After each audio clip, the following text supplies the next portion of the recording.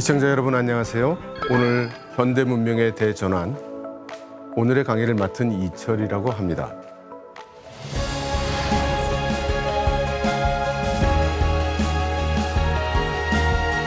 여러분 안녕하세요. 이철입니다. 중국 사람 1000명을 대상으로 중국 당군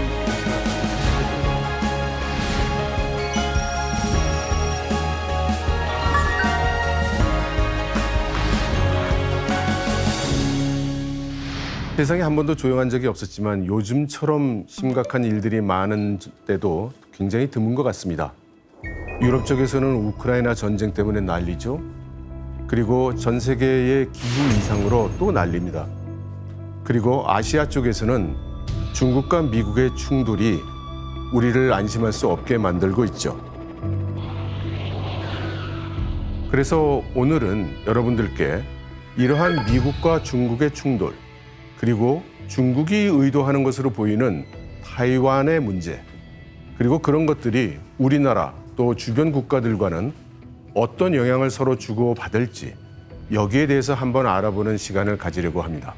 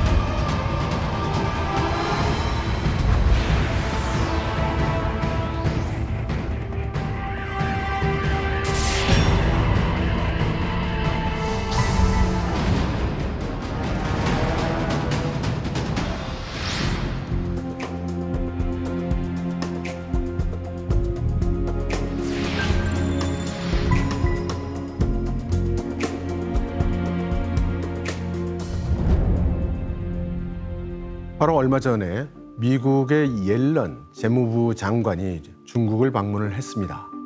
그리고 그 전에는 블링컨 미 국무부 장관이 또 중국을 방문을 했죠.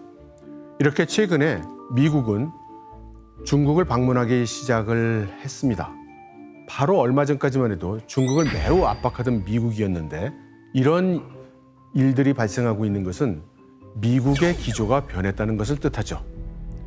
그러면 지금 미국과 중국 간에 어떤 일이 일어나고 있는지 한번 우리가 분석을 해볼 필요가 있을 것 같습니다.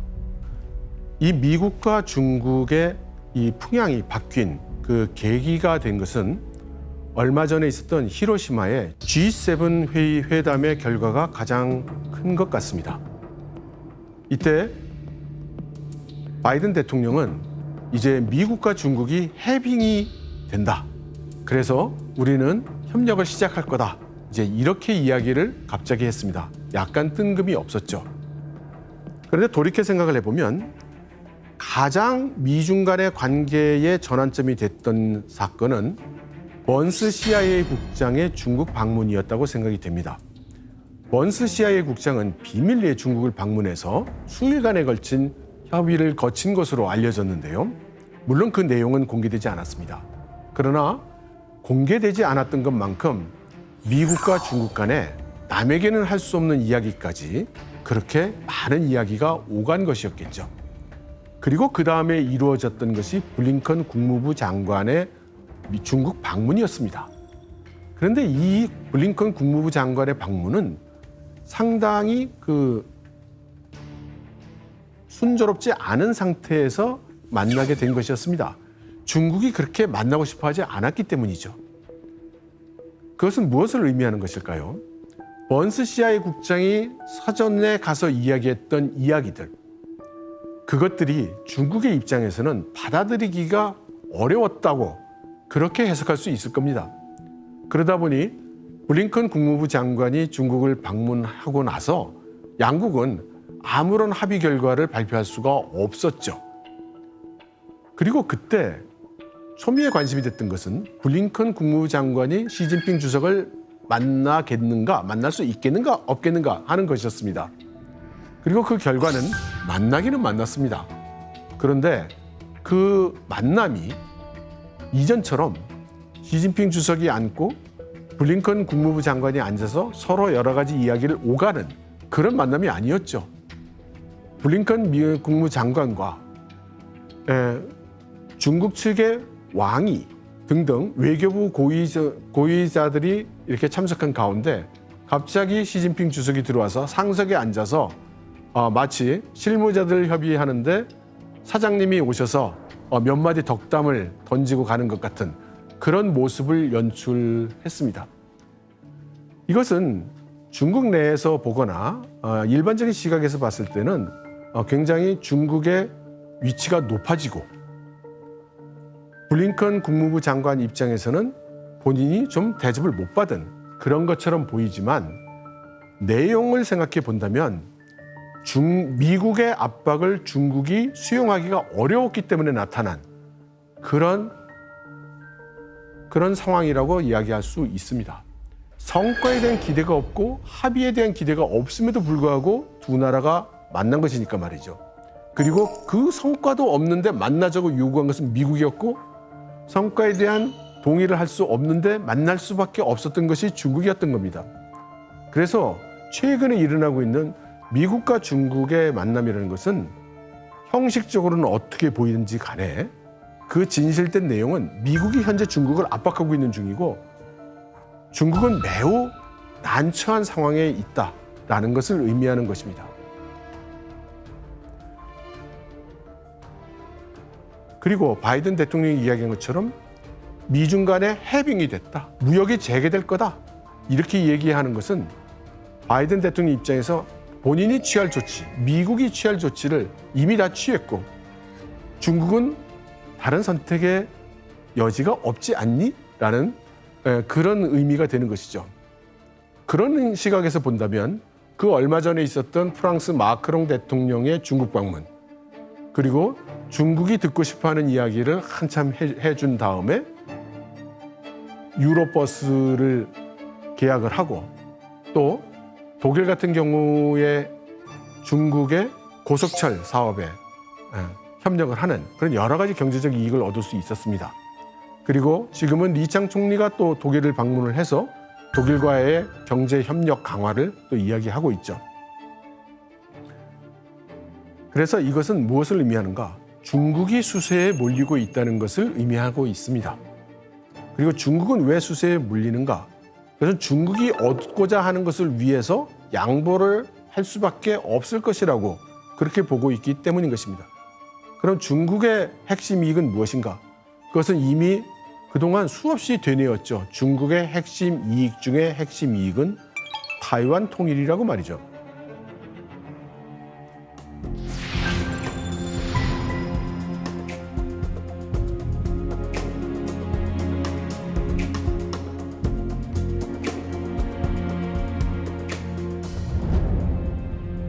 그러면 중국이 이렇게 수세에 몰리기까지 미국은 어떻게 중국을 압박해 오고 있었는지 다시 한번 돌이켜보죠.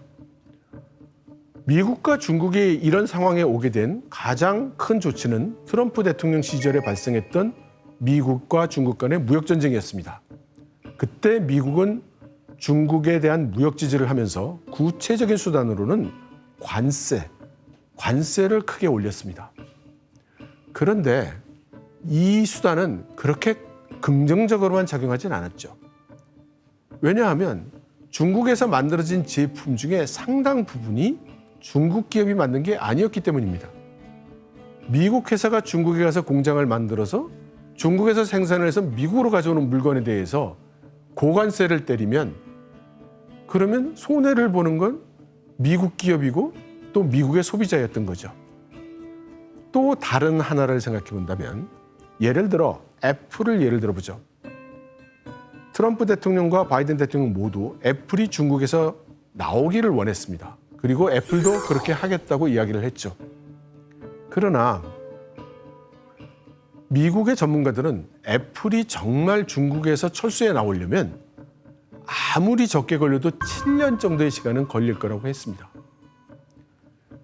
왜 그런가 한번 생각을 해보죠. 중국에서 애플의 아이폰을 만드는 타이완의 폭스콘이라는 회사는 중국의 종업원 수가 250만 명 정도 됐습니다. 지금은 그거보다 줄었지만요. 그 중에 하나의 공장인 산시성 타이위엔에 있는 그 폭스콘의 아이폰 공장을 제가 가본 적이 있습니다. 그 폭스콘 공장에 종업원, 공장 생산 라인에서 일하는 종업원들이 7만 명 정도 됩니다. 그런데 협력회사 직원도 있죠. 파견회사 직원도 있습니다. 그리고 운수를 해야 되는 사람들도 있죠. 그리고 그 사람들이 먹어야 되는 밥을 만들어주는 사람도 있고요. 그래서 타이위엔시에서 폭스콘의 아이폰 공장을 위해서 만든 단지, 그 단지에 입주한 협력회사, 폭스콘 공장, 그리고 거기에 붙어서 여러 가지 서비스와 하청 일을 하는 회사들, 이들을 다 포함해서 그 구역의 인구가 30만 명이 넘었습니다. 그러니까 우리나라로 치면은 분당 신도시 정도의 규모가 되는 거죠. 이 정도 되는 단지가 중국 내에 여러 개 있는 겁니다. 그러면 예를 들어서 한국 내에 있는 분당 신도시 있는 사람들을 모두 베트남으로 옮긴다. 그게 1, 2년에 될 수 있을까요? 5년이면 가능할까요? 10년은 걸릴까요? 똑같이 중국에 이미 뿌리를 받고 산업 가치 사슬이 만들어져 있는 상황에서 아무리 압박을 해도 단기간 내에 기업들이 중국에서 철수를 하거나 그 수입선을 돌리기가 어려웠던 겁니다. 그러자 미국은 이렇게 광범위한 제재가 아닌 대상을 하나씩 핀으로 짚어가듯이, 바늘로 찔러가듯이 그렇게 막는 블랙리스트 제재라는 것을 했죠. 그래서 이 제도 자체는 오래전부터 있었던 거지만 트럼프 대통령이 유명한 화웨이 제재에 사용하기 시작했고, 바이든 대통령도 여기에 따라서 계속 제재 대상을 넓혀가서 지금은 700여 개의 중국 기업과 조직이 블랙리스트 제재 대상이 됐습니다. 그래서 이들 회사에는 물건을 공급할 수도 없죠. 다 그 미국의 정부 허가를 받아야만 합니다. 그러면 이러한 그 중국 제재가 있기 전에는 중국 회사들이 몇 개나 있었을까요? 이 블랙리스트 안에 말이죠. 사실은 한 20개밖에 없었습니다. 그런데 이게 요 몇 년 사이에 이것이 700여 개로 늘어난 겁니다. 그리고 그 대상이 되는 기업들은 중국 시각에서 보면 가장 기술적으로 앞서 나가는 그런 회사들이죠.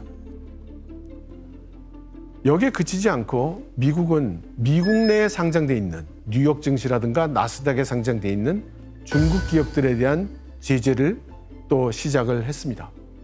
그 시작이 됐던 것이 소위 루킨 커피라고 하는 회계 감사 데이터를 제대로 보고하지 않았다 해서 상장 폐지가 됐었습니다.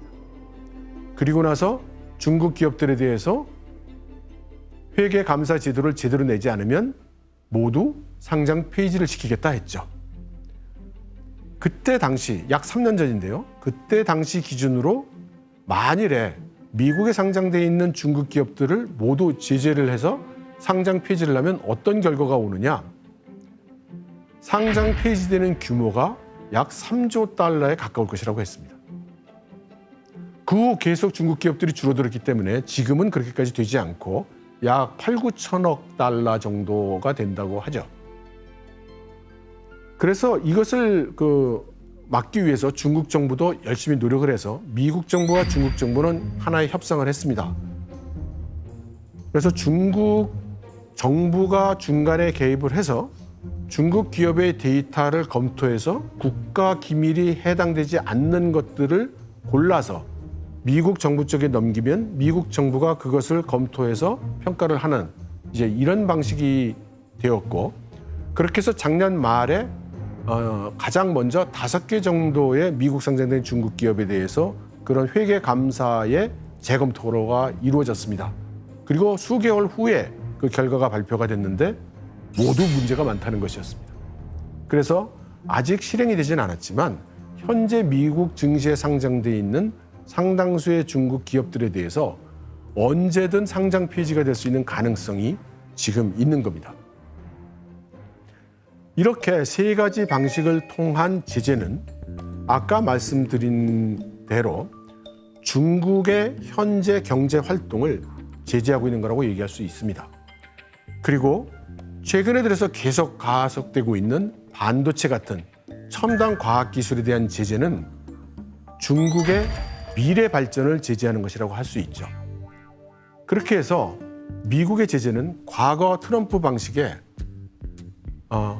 상대를 가리지 않고 전면적으로 제재하는 이런 방식에서 바이든 시대에는 가장 상대가 아파하는 중국의 미래 발전의 가장 핵심이 되는 그런 기술, 그런 기업, 그런 협력, 이것을 막는 소위 좁은 마당, 높은 울타리라는 이제 이런 전략을 전개하고 있습니다. 그러면 반도체의 강국의 하나인 한국, 이 한국의 입장은 어떤 것이 될까요? 이것은 반도체를 놓고 반도체만을 생각해서는 해법이 나오지 않을 것 같습니다. 왜냐하면 이 문제의 원인은 원래 미국이 중국을 압박하는 데 있고, 미국이 중국을 압박하는 이유는 중국이 타이완을 도모하는 데 있고, 그리고 이 중국이 타이완을 도모한 후에 대한 결과에 대한 것은 단순히 어떤 한 특정 기업이나 한 품목 이에 대한 영향이 아니고 전 세계 글로벌 지정학의 변화의 큰 틀 안에서밖에 해석이 안 되기 때문입니다.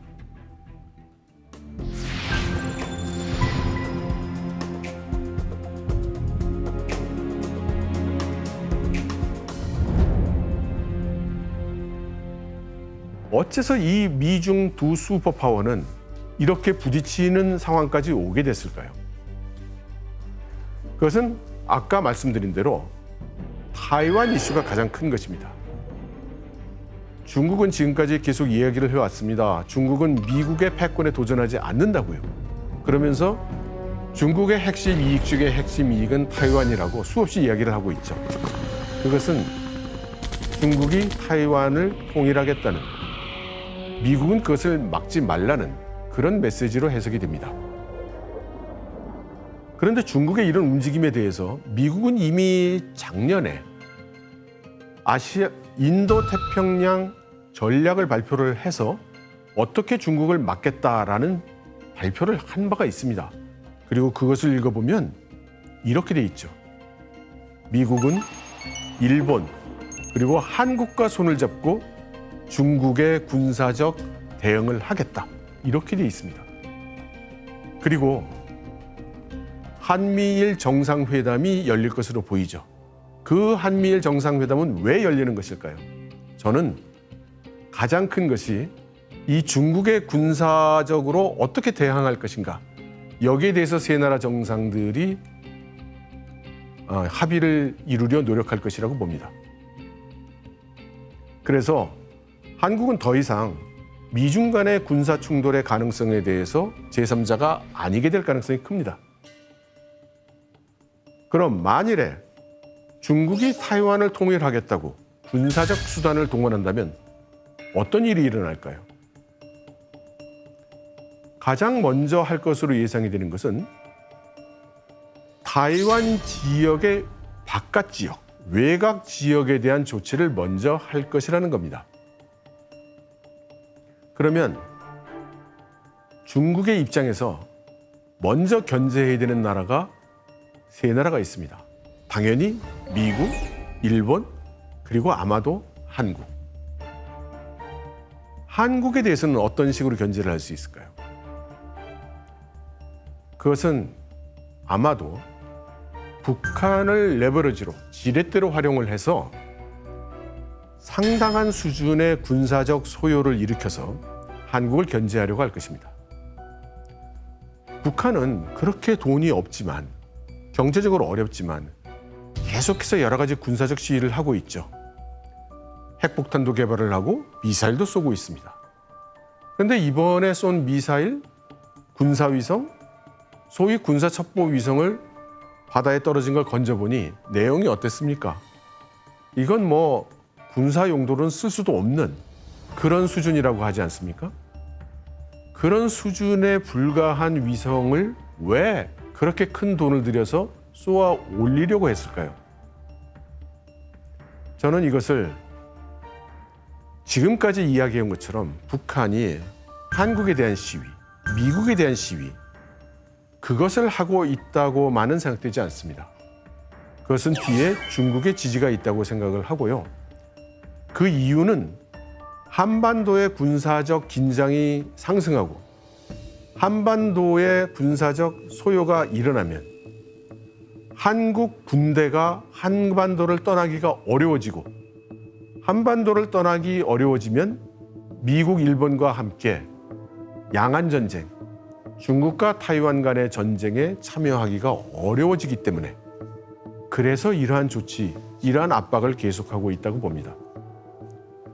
똑같은 전략이 일본에 대해서도 이루어질 수 있을 겁니다.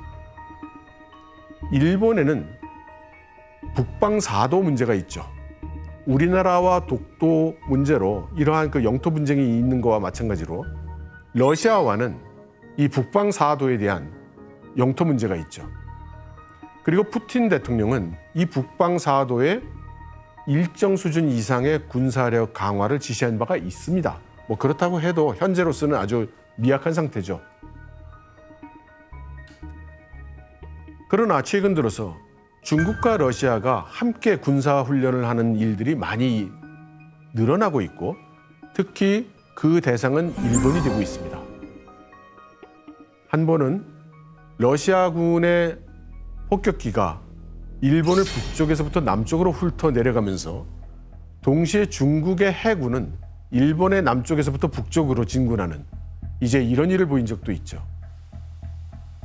어느 정도 시기가 성숙이 되면 북방4도의 러시아군의 군사력이 강화된다든가 해서 일본에 대해서 타이완, 남중국해 쪽으로 군사력을 집중할 수 없게 만드는 이제 그런 일들이 늘어날 것으로 예상을 합니다.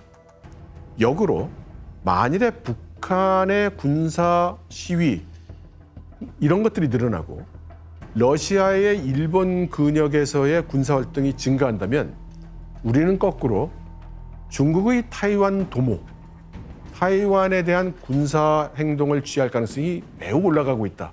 이렇게 예상할 수 있을 겁니다. 그러면 중국은 타이완에 대해서는 어떤 행동을 하고 있을까요? 우리는 사실 이제 중국의 군용 비행기가 뭐겠습니까? 전투기, 폭격기입니다. 이런 것들이 타이완 근처에 날아와서 위협 비행하는 것을 더 이상 뉴스로 내지 않습니다. 왜냐하면 1년에 수백 차례 오기 때문입니다. 그 날아오는 비행기도 처음에는 몇 대에 불과했지만 지금은 항상 매번 출몰할 때마다 수십 대의 전투기와 폭격기가 날아다니고 있습니다. 여러분 역으로 생각을 한번 생각해 보세요. 우리나라에 북한의 전투기와 폭격기가 수십 대가 날아다닌다면 우리 기분은 어떻겠습니까? 그런데 지금은 이게 너무 일상화되다 보니까 뉴스조차 되지 않고 있는 겁니다. 그리고 우리는 이제 습관처럼 아 그래? 중국의 전투기가 타이완 근처를 왔다 갔어? 하고 신경도 별로 쓰지 않죠. 그러나 이제 이렇게 점점 마비되어가는 이 감각을 우린 다시 좀 갖출 필요가 있을 겁니다. 그렇다면 만일 중국이 타이완을 정말로 공격을 하면 어떤 식으로 공격을 할까요? 전문가들의 이야기를 종합해보면 가장 첫 번째 취할 수단은 서방 측, 주로 미국이 되겠죠? 우주에 떠있는 위성을 무력화하는 것부터 시작될 것이라고들 이야기를 합니다. 중국은 작년에 이미 지구상의 궤도를 날아다니고 있는 서방의 위성을 무력화할 수 있는 방사능 폭탄 개발을 완료했다고 발표를 했습니다. 일종의 핵폭탄 비슷한 것이지만 그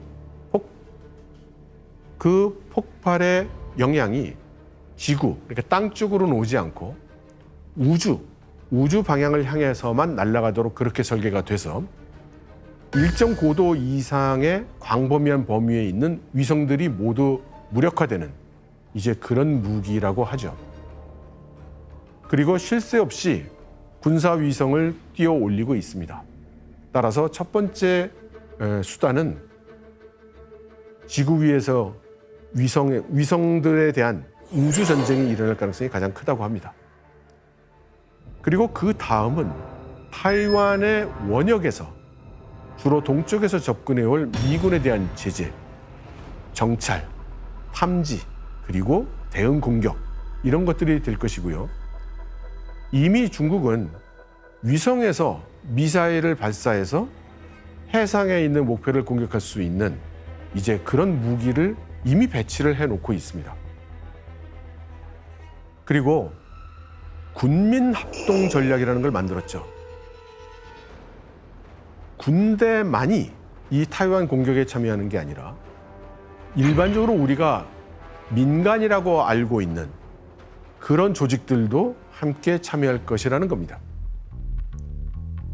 그래서 비정규전의 성격을 띨 가능성도 있어서 예를 들면 대규모의 어선단이 나타났는데 사실은 그 어선단 중에 상당수가 중국의 해군에 소속이 돼서 이 어선단들이 옛날 우리 6.25 때 인해전술 들어오듯이 그런 대규모 어선단의 타이완 항구들에 대한 공격 이런 것도 있을 수 있다고 보죠.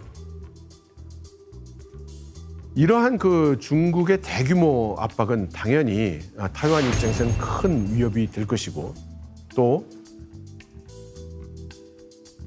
양안의 거리가 그렇게 크게 떨어진 것이 아니기 때문에 한 180km 정도 되거든요. 실제로 중국이 타이완을 공격한다면 중국의 무력이 타이완에 투사되는 시점 이전에 미국이나 일본 또 경우에 따라 한국군이 도달할 가능성은 거의 없습니다.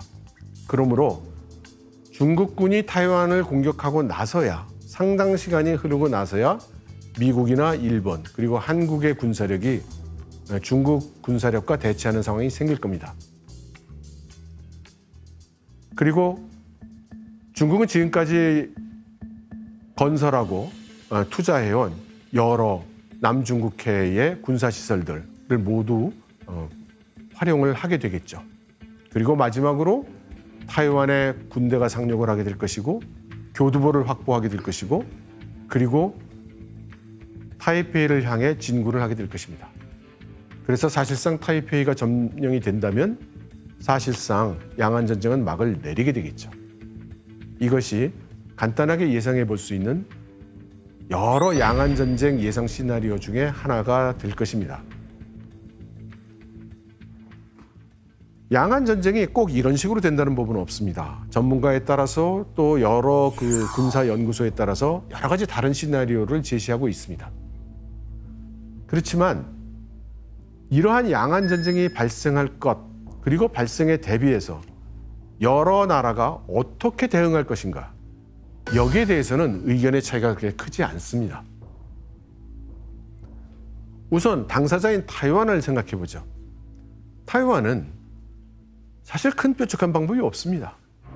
타이완이 중국 대륙을 본토를 공격한다는 걸 생각하기 어렵죠. 그래서 타이완의 전략은 기본적으로 두 가지 가능성이 있습니다.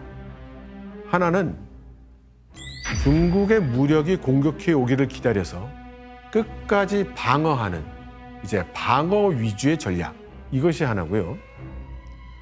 그렇게 방어만 하고 있다가는 중국이 멈추지 않을 것 같으니 중국의 본토를 타이완도 공격을 하는 이러한 전략, 보다 적극적인 전략이 되겠죠. 이 두 가지 가능성이 있습니다. 그리고 사람들이 이야기하는 고슴도치 전략이라고 하는 것은 타이완의 경우에는 이 두 가지 상황에 대해서 모두 고슴도치 전략이라고 이야기를 하고 있습니다. 그런데 앞서 있는 방어 위주의 전략에 대해서 고슴도치 전략이라고 이야기하는 것은 전술적으로 비대칭 전력을 활용한다는 의미가 되겠고요. 후자, 중국 본토를 공격한다는 의미로 사용하고 있는 고슴도치 전략은 주로 미국에서 이야기하고 있는 고슴도치 전략이라는 말인데, 이것은 중국 본토 주요 핵심 시설에 대한 공격을 해서 중국 대륙 쪽 내에서도 사회적인 무리를 일으키고 사회 불안정을 야기시킨다. 이제 이런 것이 되겠습니다.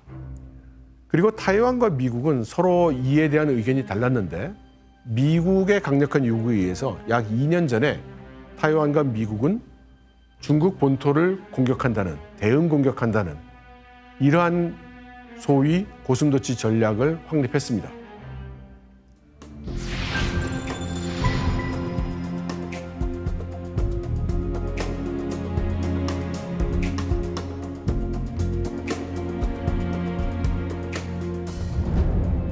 그러면 미국은 어떻게 나올까요? 미국은 양안 전쟁이 일어나면 대규모로 군대가 와서 중국과 싸워줄까요?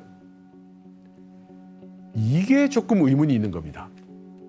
왜냐하면 미국은 트럼프 대통령 말기부터 바이든 대통령 초기에까지 하나의 전략, 일련의 전략을 확립을 했는데, 그 내용이 조금 재밌습니다. 우선 널리 알려지지 않았지만 진보적 가치 전략이라는 것이 수립이 됐습니다. 그 내용을 보면 무슨 뜻이냐면, 전쟁이 일어났을 때 해당 국가가 목숨 걸고 싸우지 않는다면 미국은 관여하지 않는다. 다시 말해서 공격을 받은 국가가 자신들이 목숨 걸고 싸울 때만 돕는다, 이런 것이고요. 그럴 경우에도 미국이 직접 가서 전력이 투입돼서 싸우는 게 아니라 정보를 제공하거나 또는 무기를 제공하거나 뭐 이렇게 하겠다고 되어 있습니다. 또 하나, 지속 가능한 미군 전략이라는 것도 확립이 됐습니다. 미국이 전 세계에 200개가 넘는 미군 기지를 운영하고 그 비용이 큰 데다가 요즘 하이테크가 주로 무기가 되다 보니까 뭐 걸핏하면 뭐 잠수함 한 척에 1조 원, 폭격기 한 대에 2조 원, 이런 식이 돼버렸습니다. 그리고 이러한 무기를 구매하는 데도 큰 비용이 들지만 운영하는 비용도 엄청나게 들죠. 그래서 이런 식으로 견딜 수가 없다. 따라서 지속 가능한 미군, 가능한 돈을 쓰지 않는 군대가 되겠다라고 한 겁니다. 그리고 바이든 대통령은 그래서 동맹을 주로 이용을 하겠다고 했죠. 어떻게 이용하느냐? 미군이 앞서서 싸우는 게 아니라 동맹들이 앞서서 싸우는 것으로 하겠다라고 했습니다. 그러면 앞에서 중국의 무력 대응을 하는 전략으로서 미국은 일본과 한국과 손잡고 세 나라가 대응한다고 하지 않았습니까? 그럼 일본과 한국이 미국의 동맹이죠. 그러면 양안 전쟁이 일어났을 때 중국 군대와 피 터지게 싸워야 되는 건 미군일까요? 아니면 우리일까요?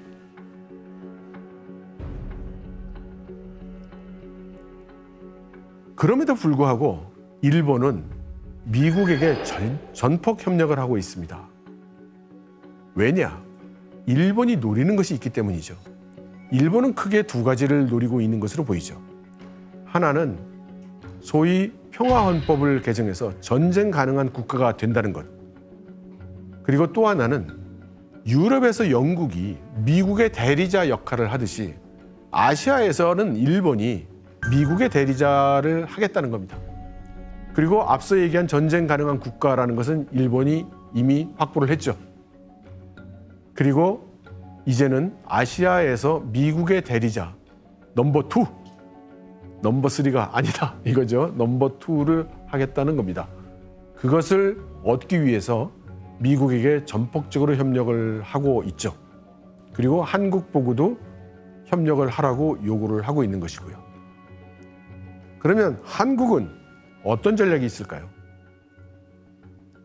유감스럽게도 한국에게 어떤 구체적인 전략이 있다는 그런 말, 그런 발표, 그런 어떤 저술 이런 것이 없습니다. 그래서 현재로서는 한국은 무전략 상태에 있다고 보는 것이 맞을 것 같고, 설령 전략이 있다 하더라도 그것은 소수만이 밀실에서 가지고 있는 그런 전략일 가능성이 높을 것 같습니다. 그러면 한미일 세 나라를 뺀 나머지 나라들은 어떤 입장일까요? 일단 미국에는 전통적인 맹방이 있습니다. 미국이 전쟁을 하면 언제나 참전하는 국가. 영국, 캐나다, 호주. 그리고 이들은 공교롭게도 파이브 아이즈 국가. 미국과 모든 정보, 첩보를 공유하는 그런 국가들이기도 하죠. 그러면 이들 국가를 뺀 나라들의 입장은 어떨까요? 다들 자신들은 이런 전쟁에 끼고 싶어 하지 않습니다. 아세안 국가들, 베트남, 인도네시아, 싱가포르, 말레이시아 이런 나라들은 모두 어느 한편에 서려고 하지 않습니다. 중립을 지키고 그 대신에 가만히 중립을 지키고 있으면 중국이 와서 내 편이 되달라고 하고 미국도 와서 내 편이 되달라고 하니 즐기고 있는 거죠. 그런가 하면 지금까지 미국의 제재를 받고 있던 나라들은 당연히 중국과 동맹을 강화하고 협력을 강화할 기회로 삼고 있습니다. 러시아나 북한 같은 나라들이죠. 그런데 사실 우리 입장에서 보면 러시아나 북한 같은 나라들은 사실 그렇게 영향가가 큰 국가처럼 보이지 않죠. 그래서 우리 눈에는 전 세계의 수많은 서방국가, 유럽, 북미, 일본, 또 우리나라까지 다 중국의 반대편에 서 있기 때문에 전 세계가 중국에 대치하고 있다. 이런 감각을 가지기가 쉽습니다. 그러나 잘 생각해 보면 세계는 유럽과 미국만 있는 것은 아니죠. 유럽이 있다면 더 큰 아프리카와 중동이 있고 북미가 있다면 더 많은 나라가 있는 남미가 있습니다. 이런 나라들, 남미, 아프리카, 중동, SCO, 상하이 협력기구 국가들, 브릭스 국가들, 이들 국가들은 이 전쟁에 끼고 싶어 하지 않지만 만일 미국과 중국 한쪽의 편을 들어야 된다면 중국 편에 쓴다는 그런 입장을 가지고 있습니다. 그래서 이들 국가들은 중국의 경제 지원을 더 요청을 하고 내가 네 편을 들어줄 테니 경제 지원을 더 해달라. 그리고 경제 협력도 강화하고 있는 중입니다. 지금까지 말씀드린 내용들을 종합을 할 때 한국은 과연 어떻게 해야 옳으냐 여기에 대한 저의 생각을 간단히 말씀을 드리겠습니다. 우리 한국은 가장 큰 문제가 뭐냐면 양안 전쟁이 일어나고 만일의 경우 한국이 미국과 함께 중국과 대치하거나 또는 교전 상태에 들어간다고 했을 때 머릿속에서 떠오르는 그림이 매우 작다는 겁니다. 과거 우리나라가 이라크에도 파병을 한 적이 있고 동티모르에도 파병을 한 적이 있죠. 그래서 아마 중국이 타이완을 공격을 하더라도 미국이 항공모함 제7함대가 가서 싸울 것이고 여기에 아마 우리 군대도 막 약간명 수척의 군함 수대의 항공기 뭐 이 정도가 참전을 해서 좀 도와주다가 뭐 오게 되겠지 이 정도로 생각을 하시는 것 같아요. 그런데 말씀드렸듯이 미국의 진보적 가치 전략이나 지속 가능한 미군의 전략을 생각을 하고 바이든 대통령이 얘기하고 있는 동맹 위주의 그러한 대응 체제를 생각할 때 전혀 그럴 것 같지 않습니다. 아마도 미군보다는 일본군 그리고 일본의 자위대나 우리 한국군이 가장 일선에 서서 싸우게 될 가능성이 높아 보입니다. 그리고 그 규모 또한 상당히 커 보이고요. 그래서 절대로 이 중국과의 무력 충돌에서 한국의 참여 규모나 그 영향에 대한 그 평가가 과소평가되어서는 절대 안 된다고 생각을 합니다. 그래서 저는 우리나라가 어떻게 대응해야 되느냐를 생각을 할 때 미국, 중국, 러시아, 일본 이런 세계에서 가장 강력한 나라들이 서로 자웅을 겨루는 상태에서 우리가 수동적으로 결과에 따라서 대응하는 이런 방식으로 대응을 해서는 좋은 결과가 나오기 어렵다고 생각합니다. 저는 우리가 빨리 이들 국가들의 의도를 한 발 앞서 파악을 하고 우리는 선수의 선수를 쳐야지만 여기에 제대로 대응할 수 있지 않은가 이렇게 생각을 하고요. 거기에 대한 하나의 예로서 저는 한반도 통일 전략을 제시를 합니다. 무슨 의미냐면 양안 전쟁이 발생한다면, 그래서 중국이 만일에 타이완을 공격한다면 한국은 미국이나 일본을 따라서 타이완에 파병을 할 게 아니라 우리는 북한을 도모해야 한다는 그런 뜻입니다. 과거 6.25 사변이 났을 때 그때도 상황은 똑같았습니다. 북한이 한국, 우리를 침략해서 우리가 부산까지 밀려 있었죠. 그때 미국과 대부분의 서방 국가들이 이 6.25 전쟁에 참전을 했고, 그에 따라서 서방의 여지가 없어짐에 따라서 중국은 당시 타이완을 공격하려 했습니다. 그런데 맥아더 장군의 인천 상륙작전이 성공하고 오히려 연합군이 북한을 계속 올라가게 되니까 중국은 타이완을 공격할 수가 없었죠.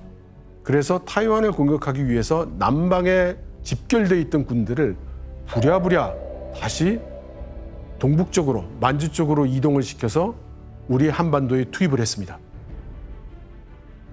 그 상황은 지금과도 별로 달라진 것이 없다고 생각을 합니다. 미국은 한반도 전쟁, 양안 전쟁, 이 두 전쟁을 동시에 수행할 국력이 충분히 있는 나라입니다. 그러나 현재의 중국은 한반도 전쟁과 타이완 양안 전쟁 두 개의 전쟁을 동시에 진행할 그런 국력이 되지 못한다고 보죠. 그래서 우리가 만일 한반도 통일을 도모한다면 중국은 선택을 해야 될 것입니다.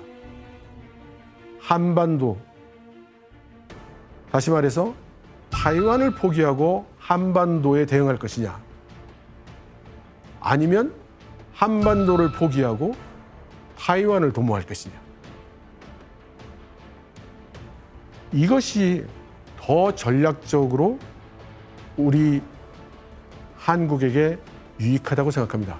우리 한국에게 이익이 된다고 생각합니다. 그리고 복잡한 얘기가 되겠습니다만 우리가 진지하게 한반도 통일을 도모를 한다면 중국 입장에서는 타이완 공격 그 자체를 포기할 수밖에 없을지도 모릅니다. 그리고 우리는 이러한 우리의 의지를 레버리지로 삼아서 중국에게 한반도 통일을 양해하라는 그러한 외교적 접근을 할 수도 있을 것이고, 또 중국이 이에 대해서 고민을 한다면 우리는 이 상황을 또다시 지렛대로 이용을 해서 북한에게 평화 통일에 응하도록 그렇게 촉구할 수도 있을 것입니다. 저는 제가 이런 말씀을 드리는 게 이 드리는 말씀이 절대적으로 옳다 이런 뜻으로 드리는 말씀은 아닙니다. 그러나 지금까지처럼 상황이 흐르는 대로 선제적인 행동 없이, 맥락 없이 그렇게 대응해서는 우리의 미래는 굉장히 어둡다고 생각을 하고, 이 강대국 미국, 중국, 러시아, 일본의 의도를 먼저 읽고 먼저 가서 우리가 해야 될 조치를 먼저 취하는 이러한 상당히 혁신적인 방법을, 그리고 적극적인 전략을 취하지 않으면 우리의 미래가 어렵지 않은가라고 생각을 해서 하나의 예로 드리는 말씀입니다. 제가 드리는 이런 말씀이 우리 사회에서 조금 더 진지하게 받아들여지고 진지하게 토의가 돼서 우리 사회가 하나의 어떤 컨센서스, 동의를 할 수 있는 그런 국가적 전략이 나왔으면 정말 좋겠습니다. 오늘 강의 말씀은 여기까지 드리고요. 못다한 말씀, 그리고 나머지 말씀은 다음 시간에 말씀드리도록 하겠습니다. 여러분 들어주셔서 감사합니다.